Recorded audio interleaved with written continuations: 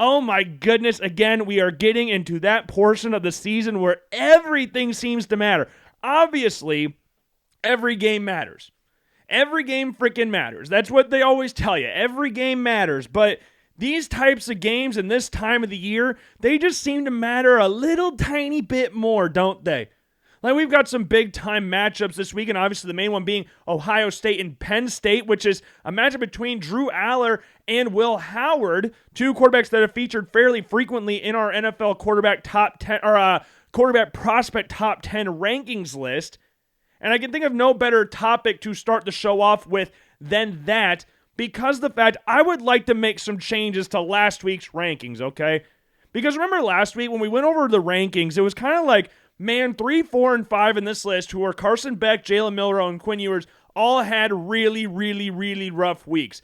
Carson Beck was the only one that won the game, sure, but he threw no touchdowns and 3 interceptions in the win. It was basically just Georgia's defense causing nightmares for both Quinn Ewers and Arch Manning, because Quinn Ewers, of course, got benched in the game for Arch Manning right before halftime with a couple fumbles in there, an interception, just not great. And then Jalen Milroe, obviously, with the loss to Tennessee, had a interception in the red zone again, or interception in the end zone, I guess you could say, because he had that against South Carolina the week before, had it against Tennessee, which this one against Tennessee, different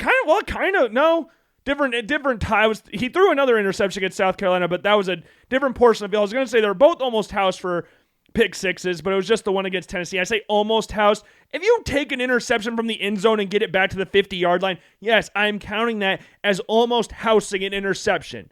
I'm counting it. Give it to me. Give it to me. We're counting it. But what the interesting thing was about last weekend with those 3 guys in particular, I didn't know how to grade them.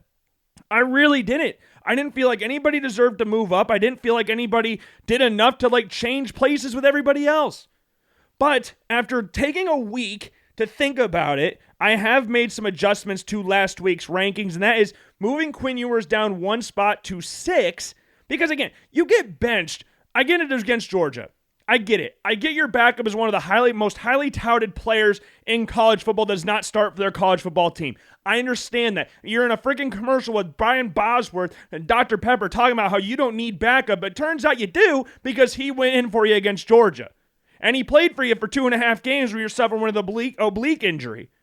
So we dropped him down 1 spot. I couldn't sit there calmly and go yeah, he deserves to stay as a spot. He got freaking benched. So we needed to move him down 1 spot. As for the 5th place spot, that was reserved for Carson Beck. He was sitting there at number 3 because I didn't think Jalen Milroe did enough to move up in the list at that point in time. But, man, you threw no touchdowns and had 3 interceptions. The only reason you were staying at number 3, and I remember saying this last week, is because he got a win.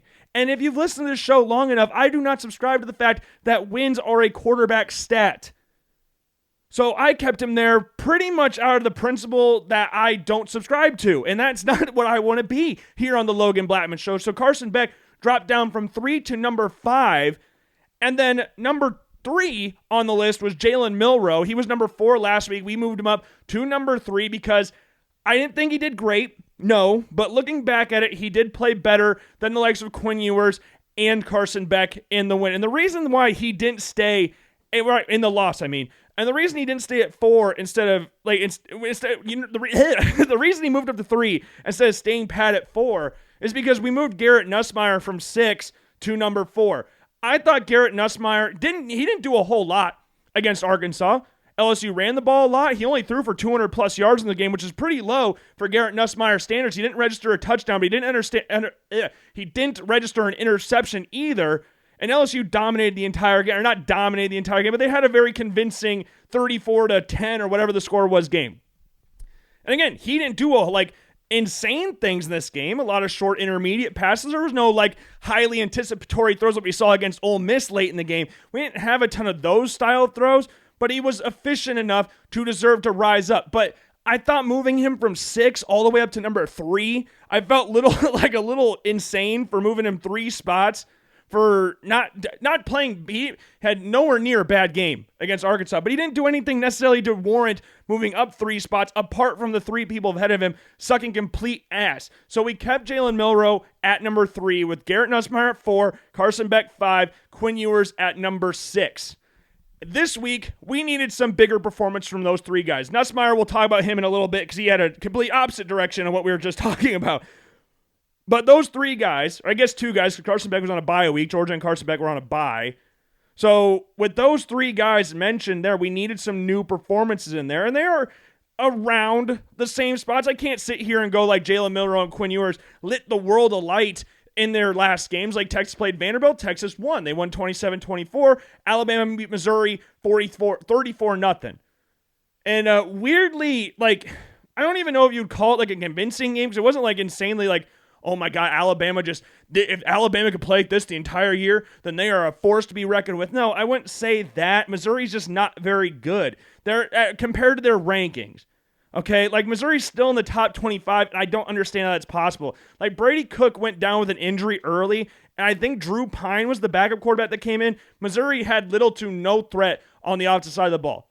Like they were a standing ovation worthy if they were able to get 3 yards on a play. That's how bad Missouri was in this game. So all Alabama needed to do was not suck complete cock in this game, and they were going to see out a victory fairly easily because Missouri's defense, when you have an offense that's not doing anything and the defense isn't getting a chance to rest and they keep going back on the field, going 3 and out every single time, then the defense is going to start to wear down, and that's kind of what happened in this game. Because again, Milroe didn't light the world alight in this game, but this was his best game within these past 3 games post the Georgia game. You look at the South Carolina game, you look at the Tennessee game, and then what was the other game in there? The Vanderbilt game. You look at those 3 games, this game against Missouri was probably his best one, but we're not really picking out of a great bunch there because those 3 games from Jalen Milroe brought him from the top of the Heisman arc all the way down to, I think, what was the betting odds we talked about last week? 8th or something like that? Or last Wednesday, I should say. Like brought him from 1st to 8th in 3 weeks. And now, this performance didn't do enough to get him back into that conversation. I think that conversation is null and void at this point. But let's take a look at our Week 9 quarterback prospect rankings in totality. Obviously, going over the honorable mentions first, we got Noah Fifita from Arizona. 21 of 32, 294 with 2 touchdowns. No picks was a big thing for Noah Fifita so far this year. 11 touchdowns, 10 interceptions on the season. They did lose to West Virginia 31-26. Arizona is not as good as what I was hoping this season. I mean, they still got McMillan out at wide receiver. He's going to be one of the top prospects in this year's draft. But Noah Fifita has not really taken that next step that I was expecting from him after you saw last season. He didn't really, you haven't really seen that. Now, they got boat raced by Colorado last week, and then you have the tough loss to West Virginia at home. Not great, but he enters the honorable mention section. We got Dylan Gabriel with his 3 touchdown, 1 interception performance against Illinois. Had a rushing touchdown in there as well, went 18 of 26, 291. Heisman favorite at this point in time, Dylan Gabriel, and I'm still 50-50 on how I feel about that because one half of myself is like, well, I predicted Dylan Gabriel to win the Heisman at the start of the season, so I would like to see my prediction come true with him winning the Heisman this year. That's that one side of it. The other side is he's not the best player in college football this year. Oregon is an undefeated team. They're number 1 team in the nation. They beat Ohio State a couple weeks ago, and these games against teams like Illinois and Purdue, I mean, I don't want to make it sound like Illinois and Purdue are on the same playing field this year. I know that game was close. It's kind of funny that those are the 2 teams I brought with that 50-49 game Illinois and Purdue had, but yeah, Oregon's just kind of walking through these games, not even really trying that hard. I don't even know if they've gotten out of the first gear these last 2 games. So it's kind of like hard to say he doesn't at this point in time, if that makes any sense, but I don't think, like, I could think of 3 players off the top of my head to deserve it more than Dylan Gabriel. But again, he's the starting quarterback on the number 1 ranked team in the nation. So he's, by default, going to be the number 1 option for the Heisman Trophy. That's just how the award works right now. The MVP is kind of the same way in the NFL.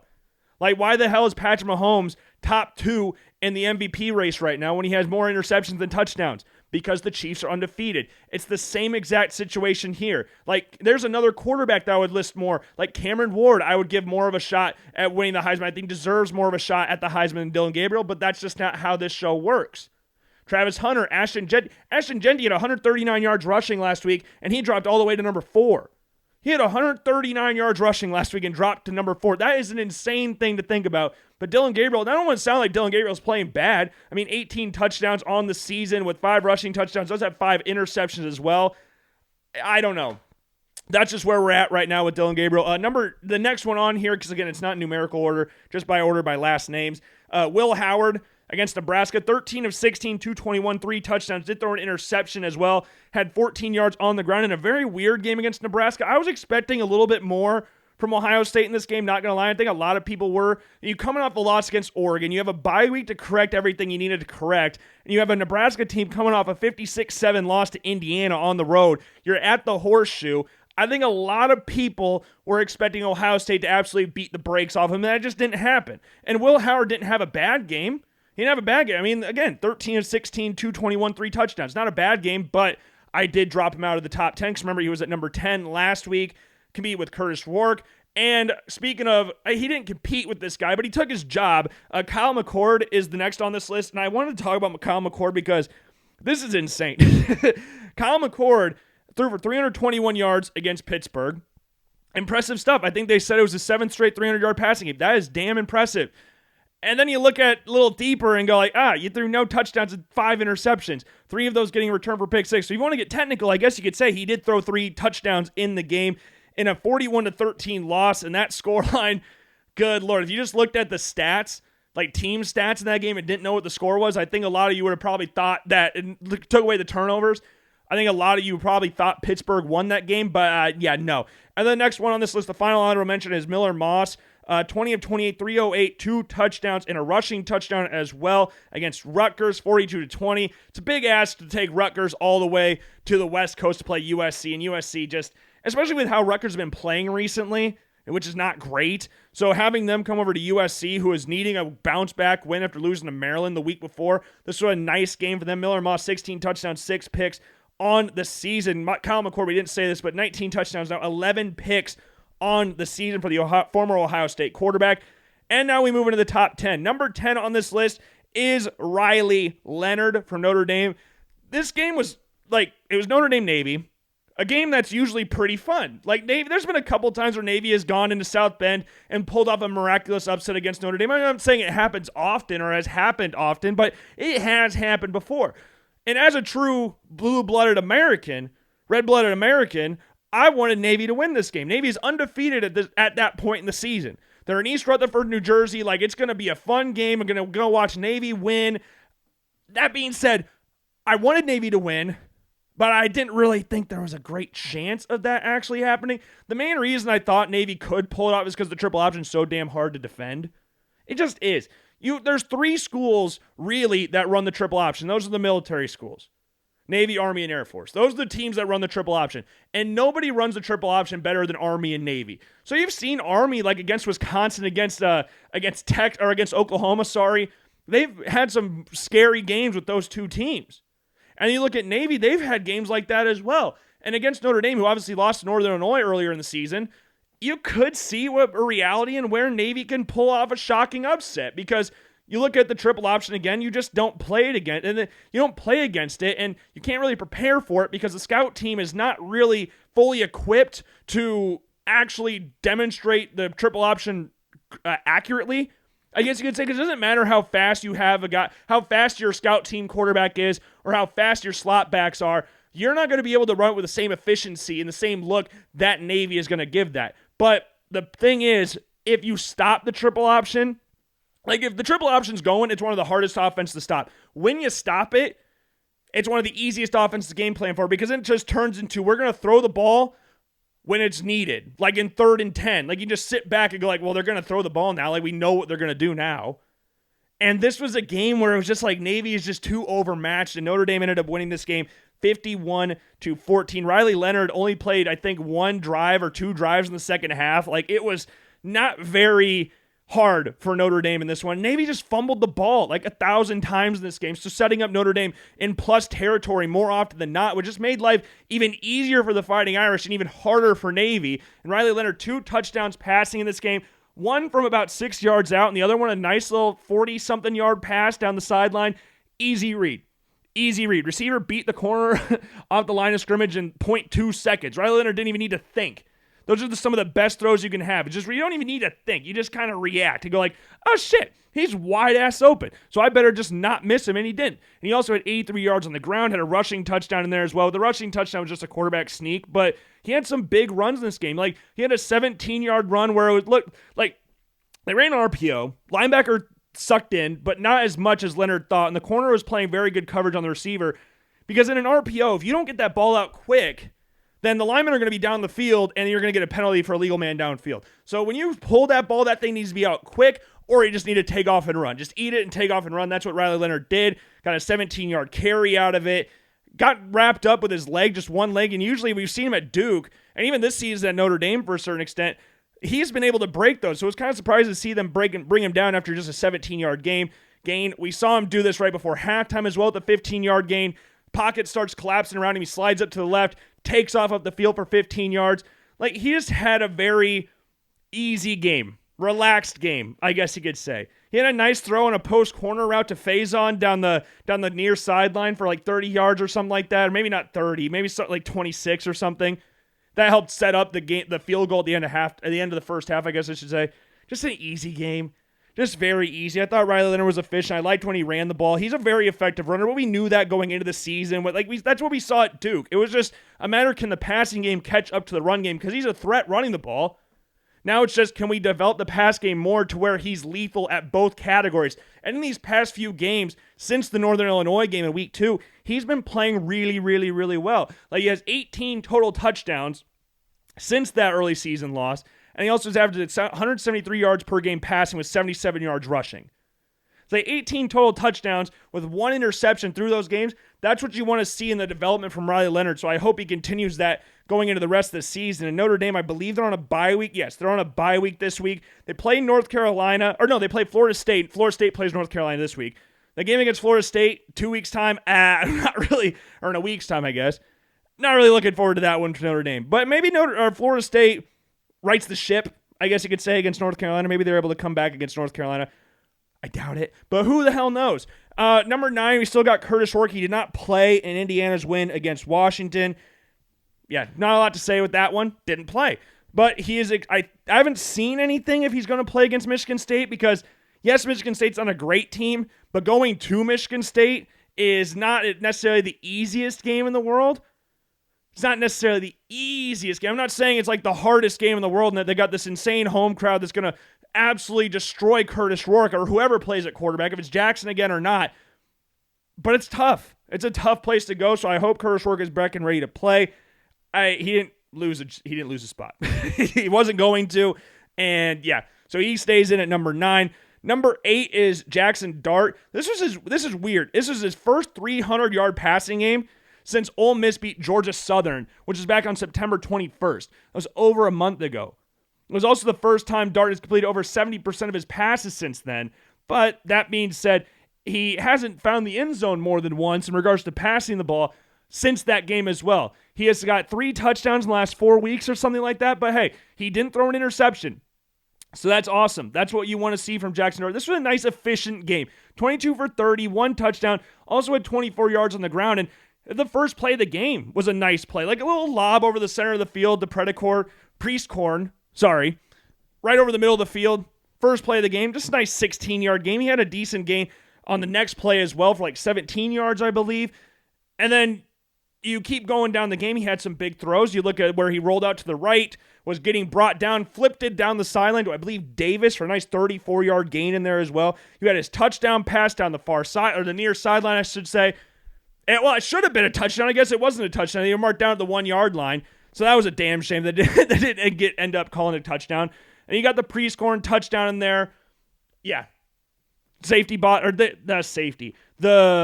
linebacker, for Oklahoma, completely bit on the pump fake to the outside, and Priestcorn found the gap in the middle of the field. Dart need to zip that thing in there, though. Like, Priestcorn had some room to work with, but with the safety coming back or reacting back towards the middle of the field, that ball needed to be zipped in there pretty hard. Otherwise, that thing could have been picked off. Ifs, buts, and maybes, right? But again, Jackson Dart played a very efficient game. Oklahoma is just not a very good football team. This game was a little bit more stressful than what my brain was telling me it was going to be before the game started. I mean, Oklahoma was up 14-10 at halftime. And there was one play in the game, or a couple plays in the game, where Oklahoma fumbled the ball. Ole Miss recovered the ball. Ole Miss fumbled the ball. Oklahoma recovered the ball. And then Oklahoma fumbled, and then Ole Miss recovered again. Oklahoma was on the field all those fumbles. That was so crazy about it. And the football gods, they saw the Ole Miss defender fumble the ball and Oklahoma recover it. Football gods are like, hey, Oklahoma, it's supposed to be Ole Miss ball. So, yeah, you can drop that ball again and give it back to the Rebels so they can go down and score. I don't remember if they ended up scoring on that drive or not. I can't really remember. But, yeah, efficient game. Comes in at number 8, sorry. They play at Arkansas next week. Arkansas's a tough team. LSU made quick work of them last week. 34-10, I believe, was the final score again. But they've had some interesting games throughout the season. You obviously remember that game against Tennessee. They scored 58 points last week against Mississippi State. So, yeah, Arkansas's a tough team. Going back on the road, this will be Ole Miss's third road trip in their last 4 games. They always had a bye week last week after the LSU game. But, yeah, it's not easy traveling on the road as much as Ole Miss has, but Jackson Dart comes in at number 8. Number 7, Drew Aller. He only played a half against Wisconsin, and I was very intrigued to see what Penn State would do in this game because of the fact that their passing defense, is top 3 or top 4 in the Big Ten, and their rush defense was bottom 5. So with Katron Allen and Nick Singleton, it was kind of like, well, I expect Penn State to kind of lean on the run and then just have that carry them to victory. But what was crazy, they came out swinging. Drew Aller in one half, because again, the knee injury, 14 of 18, 148, 1 touchdown. And that touchdown was a beautiful throw and catch between Aller and Nick Singleton.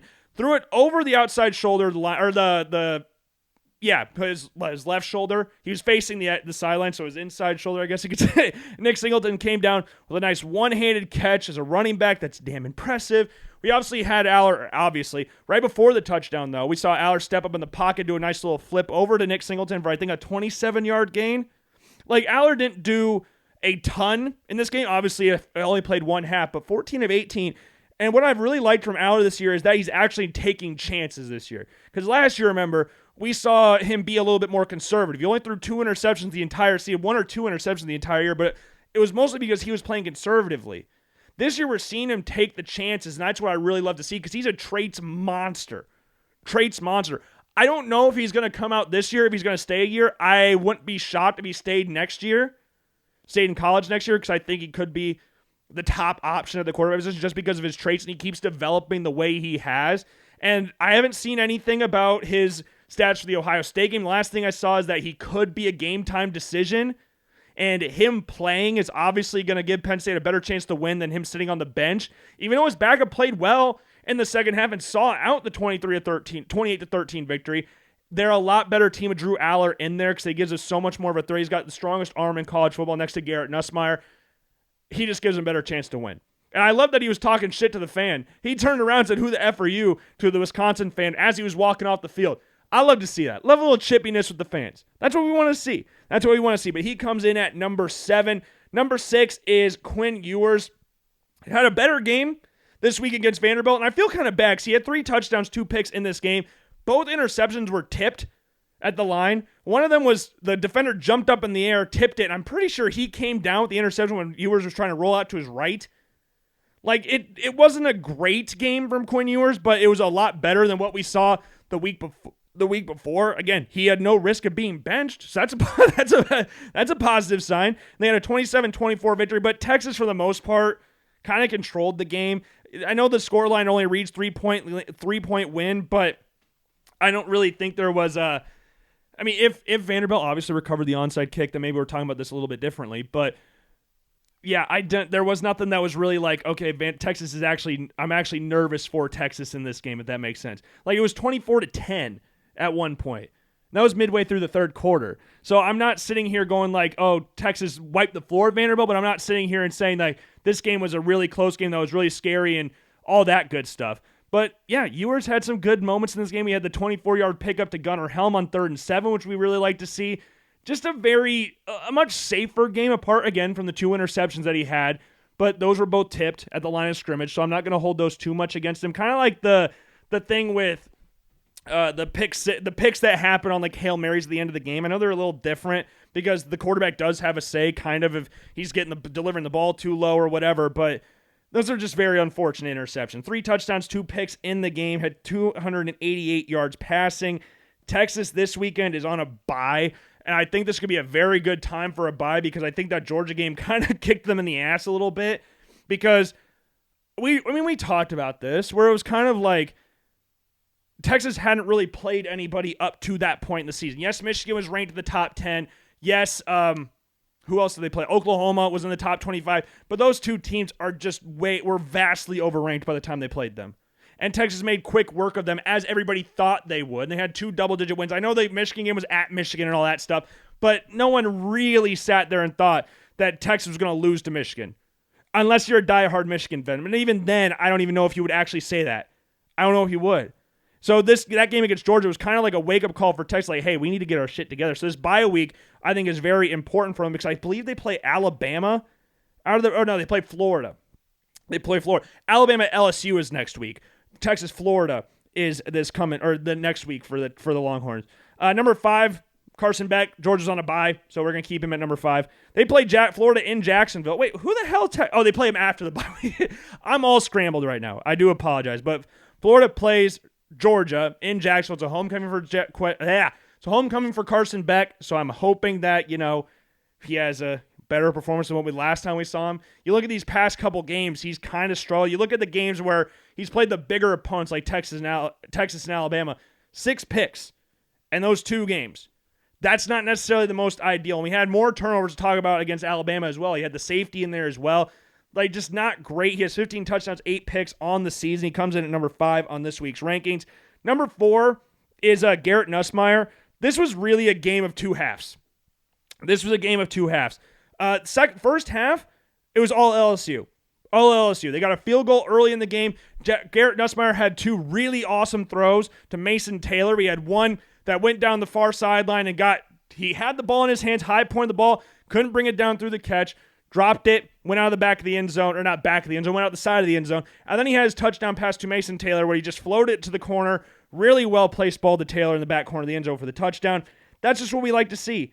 And LSU was up, 17-7 at halftime or something like that? I can't remember what the exact score was at halftime. Yeah, he had a 76-yard touchdown to Aaron Anderson as well. Safety didn't react in time. Nussmeier got it out quick, ran a slant route, got it quick, beat the first defender, 76 yards, see you later type thing. So yeah, it was just a very it was a very good first half for LSU. It was 17-7. They had 2 missed field goals in the first half as well, so it could have been more. It could be 23-7 at halftime. But then we had a change at quarterback for A&M, and that felt like it changed literally everything. And the dude had, I think, 2 pass completions this game. And I saw someone tweet out that Garrett Nussmeier had more completions to Texas A&M players than, I can't remember the quarterback's name for Texas A&M. It's not great. That's not great. And Garrett Nussmeier's interceptions were not necessarily the most ideal things in the world either. The first one, tried to make a play, he got pushed out to his left, the pressure came in, he was moved out to his left, and then he tried to do this thing where he's falling backwards, defender's kind of pushing him down, and he tries to throw it back towards the middle of the field. In your life, when has that ever worked? For anybody listening, when has that ever worked for the quarterback? It rarely ever works. And it didn't there. Ended in a fairly easy interception. And that helped set up a Texas A&M touchdown. Then he had another interception on the next drive, I believe it was, or 2 drives later or something like that. He tried to hit a hitch route. They thought they were playing man. So the receiver on the inside ran like not an out route, but kind of like a fade route or something like that. The nickel corner was guarding him, was in man with him. He was following him. Nussmeier saw that the other corner was pushed off, so he tried to hit the hitch route, but right as he let the ball go, the Texas A&M defender jolted towards the hitch route and came away with an easy interception. So another interception in LSU territory, I guess I should say. And then the last one, just not great. You don't want to have this kind of interception. He's dropping back to pass. He tries to hit the running back, who's right at the line of scrimmage pretty much, and it hits the Texas A&M defender in the chest. All 3 interceptions in this game for Garrett Nussmeier, you could sit here and say he just got absolutely baited into making. Absolutely baited. Like the last one especially, you can look at the defender, and he's kind of like shuffling his feet, and then once Garrett Nussmeier lets the ball go, then he jumps in front of the defender, or in front of the running back, sorry. Like, he was just shuffling along and it jumps in front of the running back, picks it off. Just 3 not very great interceptions. Then Texas A&M ended up pulling away. The short field that Nussmeier was gifting them was not helping anything. I mean, 2 touchdowns, 3 interceptions this game. Yes, he threw for 405 yards passing.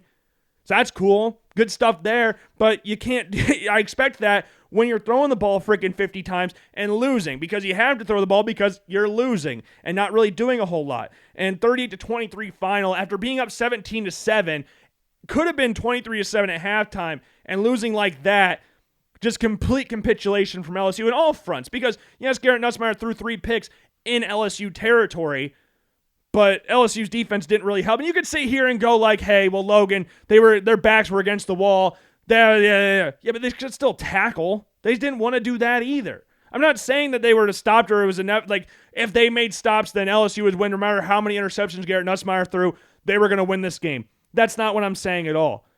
But they didn't try to tackle. And that's what it just kept tumbling down and down and down. You have the missed field goals. Everything that could have gone wrong in the second half for LSU went wrong. And we should have seen that coming with the 2 missed field goals in the first half. We should have seen that, and we ignored it because we were like, oh, man, LSU, they're playing really well. Garrett Nussmeier, 2 passing touchdowns. Has had some really nice throws in there as well. Like, that's what we like to see. But, no, damn shame. Damn shame. Because I was expecting, after watching Jalen Milroe against Missouri, I was expecting Garrett Nussmeier to go above Jalen Milroe in this week's rankings. But I couldn't justify moving up somebody with 3 picks, all coming in their own territory against somebody who didn't throw an interception, didn't have a touchdown, but he did have a rushing touchdown. Didn't have any passing touchdowns, I should say. And just played an overall all-right game. Jalen Milroe, 215 yards passing. Again, no passing touchdowns, no picks. 1 rushing touchdown. That was his 12th rushing touchdown of the season. He missed some throws. Yeah, and when I say missed some throws, yes, he overthrew, underthrew, did all that stuff. But there were times he just didn't even see the throw. He had open receivers, just decided, I'm not going to throw this ball. Like, I can't even sit here and go like he didn't play amazing. He just played fine. Like, that's the most I could say about it. Like, the moments he was the most effective was obviously when he was running the football. He caused some problems for Missouri running the football. Obviously, again, 50 yards rushing in the game. Yeah, the rushing touchdown, Milroe got to the outside, got to the pylon, touchdown, all that great stuff. Just, I don't know. This past couple weeks has not been really the most fun to watch for quarterbacks. I'm not going to lie. It hasn't. I don't think anybody out there would say the same thing. I don't think anybody out there would say anything differently, is what I meant to say. Just frustrating stuff from quote-unquote scouting perspective. So I'm the draft quote-unquote expert. I'm not an expert. I'm an quote-unquote expert. But so these past couple of games have not been great. Because I was really hoping that Nussmeier, selfishly, would get past Jalen Milroe, but there's no way I could justify doing that this week. There's no way I could do that. 3 picks in your own territory is not great, even if Jalen Milroe did not have the greatest game of all time. And then number 2 on this list, very efficient game. I think number 1 and number 2 are pretty safe at this point in time. I think I said the same thing last week, which would make sense given the performance we saw from Milroe, Beck, and Quinn Ewers.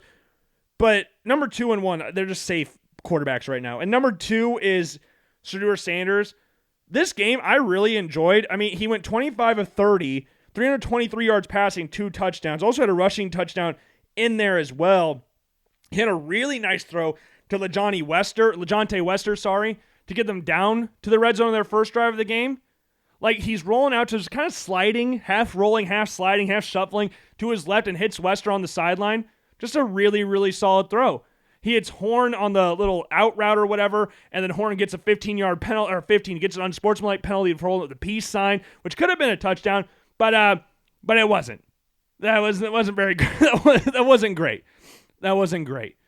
But yeah, he had Travis Hunter for a few catches in this game. Travis Hunter went freaking ballistic in this game. He did. He just had a very solid game. He had a passing touchdown to Shedeur, from Shedeur to Travis Hunter, where Shedeur is getting smacked. Travis Hunter got pretty much just left alone.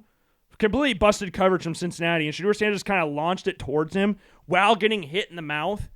And it was pretty much just all upper body, which is not really what you want to do throwing the football, is throwing with your upper body, because you're not going to get anywhere near as much on it if you can plant your feet and throw it. But that was the best thing Shedeur could do. And Travis Hunter is wide ass open.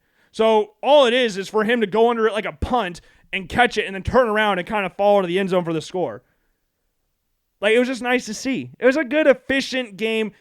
He had some nice throws in there, but for the most part, it was a lot of shorter passes, a lot of intermediate passes in there. Nothing like necessarily like wowzer, I guess you could say. Good game. Shedeur Sanders had a very good game. I mean, you go 25 of 30, no turnovers, with 2 touchdowns and a rushing touchdown as well. That's a good game. That's a good week. Another night game. And this week, Colorado, they're on a bye, but the next game they play is against Texas Tech. And given Colorado has played, I believe, 5 night games this year, 5 or 6 night games, I think we could bet money on the game against Texas Tech being a night game. I think it's just fair to say that at this point in time. And the number 1 on this list in their own night game this past weekend is Cam Ward from Miami. This game was not, Cam Ward didn't really need to do a whole lot in this game, not going to lie. He had a receiving touchdown in this game from Isaac Aroro threw it to him. That was pretty fun. But apart from that, it wasn't really anything Cam Ward needed to do in regards to Miami picking up a dub in this game, because much like we talked about Wisconsin having one of the better pass defenses in the Big Ten, Florida State, for how ass they've been this year, have a fairly solid pass defense and aren't necessarily the best when it comes to defending the run. So in these types of games, you sometimes can go, hey, quarterback, we're going to pull you back a little bit because their pass defense is really good, their run defense sucks, so we're just going to pound the ball down the middle the entire time, and that's just going to beat them up. Miami had some really long drives in this game. They had some really, really, really long drives, and that's what you like to see, established drives. If they're letting you run the ball, or if they can't stop you from running the ball, then yeah, why not put some extended drives together? They had a touchdown drive in their first drive of the game for 7-play touchdown drive. Cameron Ward had some decent passes in there. It felt like more passes there than the other drives this game. But he had 6-play drive that ended in a punt the second drive of the game with Cam Ward getting sacked. But then 13-play drive, 18-play drive, 11-play drive, 11-play drive. Like, they just put forth some really long drives. Their last drive before halftime was 18 plays for 88 yards. That was the last drive of the first half. The last kick of the half was on this drive. We had Cam Ward complete a 21-yard pass to Isaiah Horton in there as well. Like, it was just an easy, like, Florida State was, the game was 14-7 at one point, but really it wasn't a game where Florida State really caused a lot of problems for Miami. Miami controlled the game. Like, these long-ass drives, these sustained drives that Miami was going on. Did Cam Ward throw for 500 yards? No, but he didn't need to. And sometimes in these types of games, as a quarterback, you need to understand that the game plan is not going towards you and your skill set. And for some out there, we talked about him winning the Heisman Trophy earlier, being one of the top quarterbacks in the Heisman Trophy. Did this game hurt that? Maybe. And it's not anything that he did or didn't do. He just wasn't asked to do a whole lot because Florida State is really bad against the run. So Miami game plan for that. We talked about that last year with the likes of J.J. McCarthy going up against Penn State. Like, if they're running the ball and they're not stopping it, why are we just going to have our quarterback stat pad? J.J. McCarthy went, 7 for 8 against Penn State last year? And Michigan just ran the ball 100 times? Yes, if that's for what it takes to win, then yes, do that. Miami ran the ball 40 times for 230 yards with 3 touchdowns in this game. If that's what it takes to win a game with Cam Ward only throwing for 208 yards, which is by far the lowest number he's had at this point in the season, then we'll do that. And he definitely didn't do anything to lose his spot. I don't think Shedeur Sanders, in that same breath, necessarily did anything to take top spot away from Cam Ward, apart from putting up better individual numbers. Again, 25 or 30, 323 with 2 touchdowns, no turnovers, and a rushing touchdown. Yeah, good numbers. The numbers are there to pass up Cam Ward, but I don't think the performance was there to go like, yeah, we should go back with number 1 and put Shedeur Sanders back at number 1. And I've said this numerous times before, and it keeps being true, at least from my perspective, because Cam Ward's been number 1 quarterback on our prospect list since week 6. So my perspective has been that Cam Ward was to be the favorite to get drafted first overall, and this was around like week 3, I want to say. I want to say it was around week 3, and as we get closer to the end of the season, then yeah, it's starting to still look like that because there's a lot less on the field stuff, and his calmness is just very much impressive. That sounded terrible. It's very impressive. And he's got abilities running the ball as well. So that is our week 9 quarterback prospect. I think to go through the rankings again. First off, honorable mention, we got Noah Fafita, Dylan Gabriel, Will Howard, Kyle McCord, and Miller Moss.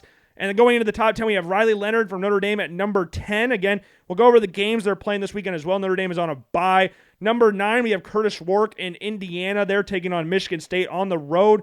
Then we got Jackson Dart, at number 8, and he's going up against Arkansas this weekend on the road again. Then Drew Aller comes in at number 7, and they're going to play Ohio State.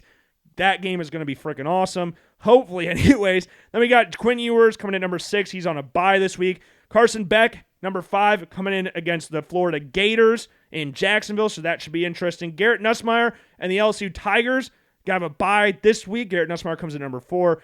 Jalen Milroe also on a bye, but LSU and Alabama will be playing each other next weekend, so that'll be a lot of fun to see. He comes in at number 3. Number 2 is Shedeur Sanders. Colorado's got a bye this week. And then number 1 has been the same since week 6. It's Cam Ward, and they are going up against Miami with former Miami coach Manny Diaz there as well. So could be an interesting game. Duke is, 6-2? One of the worst 6-2 teams of all time, but they're 6-2 nonetheless, so I can't disrespect them too much. But that is our Week 9 quarterback prospect rankings for the 2025 NFL Draft.